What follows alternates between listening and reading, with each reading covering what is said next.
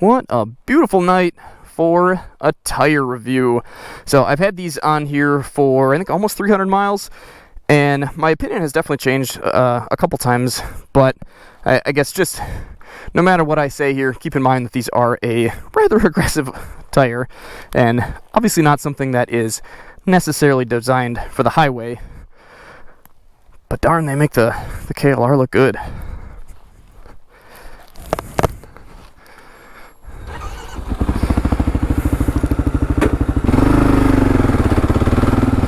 So as I think you would probably expect, they do very well off-road. I cannot say anything bad about them. I've been through sand with them, I've been through mud, ridden a lot of dirt. They do great in everything. I have not got the bike stuck. They've seemed like they do pretty darn good in the sand. The kind of front end weight of the KLR kind of makes them push once in a while. But I mean, as far as traction goes, it seems like they hold on just fine. The only time, I guess, that I've ever really had a problem with them is in gravel, and kind of like the pea gravel, I guess you'd call it. It seems like then they can kind of get a little squirrely. Other than that, absolutely great off-road tire. So far, I do not air them down at all, even in the sand. I've been actually running 28 PSI, which that might confuse you a little bit if you know exactly what a KLR 650 is supposed to have in the tires for PSI, and of course you run what the bike says, not what the tire says, because what the tire says is max PSI for the tire at max load. But at 21 PSI on the highway, these things are extremely frightening, or I guess at least the front one is. Up to like 50 they were okay at 21, but even after 50, like 55, they were not so enjoyable to ride. So on the road, these do feel maybe a little bit squirrely in the corners. And I mean, obviously the KLR is not a sport bike.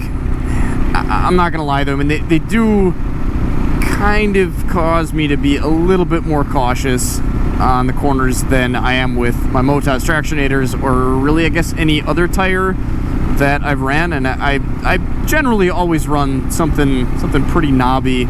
I think it's just those kind of skinny, tall lugs on the front that have never actually washed out on me, but do kind of tend to feel a little unstable at times. And the more miles I put on the tire, it seems like that's getting a little bit better. Anytime that I'm running 55 miles an hour, I'm completely fine, feel completely solid, not nervous a bit.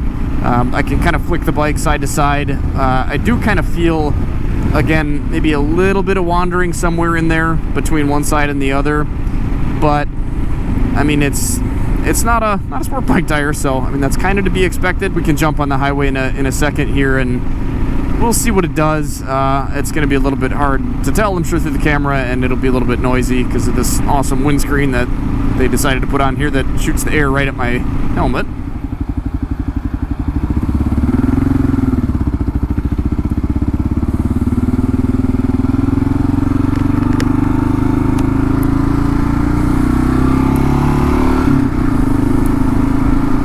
Kind of forget that this front tube actually had something stuck up inside of the valve stem, so when I went to check the pressure, it wouldn't give me a correct reading, and I like couldn't let any air out of it. So I as a last ditch attempt to make it work, I stuck a drill bit on a drill up inside of it and pulled this weird plug out that obviously was not meant to be there, and it's been working great since. Haven't had it go flat yet. Hopefully it doesn't now.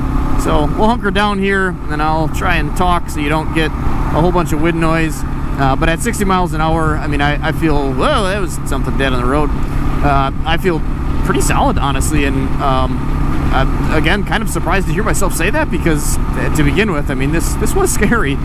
But, I mean, it really does feel a heck of a lot better, and when I kind of give it a wiggle with my knees, it really straightens itself out pretty quick. Again, only doing 60 here. I guess we can bump it up to 70. I feel like I'm in a weird position just so you guys can hopefully hear me. But, I mean, even at, I guess we're not doing 70 on the GPS, are we? Almost. Close enough. If I give that a wiggle, I mean, it still kind of tends to wander a little bit. But, I mean, it's a lot better than it was. And, I mean, like I keep saying, I mean, these are not a highway tire. These are a tire that you put on and put as little highway time on them as you possibly can the whole time you have them on. I mean, they're meant for the dirt. They're not meant for this. But if you were in love with this tire and you like the price that much, I think as long as you're extremely cautious, this could get you safely somewhere on the highway. I mean, it has been for me. It's definitely not something that I would recommend, again, for highway riding. But look at me, I'm doing it, and it's not nearly as scary as it used to be. It does wobble around a bit, but I mean, honestly, I think even my Motovlog traction areas do that. They don't do that, though, and I don't know if the camera's picking that up, but even after I do this, it just still kind of continues to wander, which I don't think the Motovlogs do that. Yeah, now it's just doing it on its own. Okay, and I think road conditions kind of can affect that as far as how the highway is made. If it's got the big lines in it to channel the rain off, then this is going to be real scary, but I think kind of any tire is then. I would say if you're not going to do a lot of highway riding, or if you think you can tolerate the scariness of this, then the link's down in the description. You can pick them up if you want to. Off-road, I think they're a good tire, and they're probably going to be, I don't know, I don't just slow down, a much better tire for a lighter bike. The KLR, I think, is maybe just a little bit too heavy for them. However, I have heard some people say that even on a DRZ 400 they can be kind of scary, but I'm not sure, you know, what tire pressure they're running, so use at your own risk, I suppose. Thanks for watching, guys. Hopefully this was helpful to you. If it was, let me know down in the comments. If you want to see more videos like this, make sure you hit that subscribe button. Other than that, guys, take care, stay safe, and stay swanky.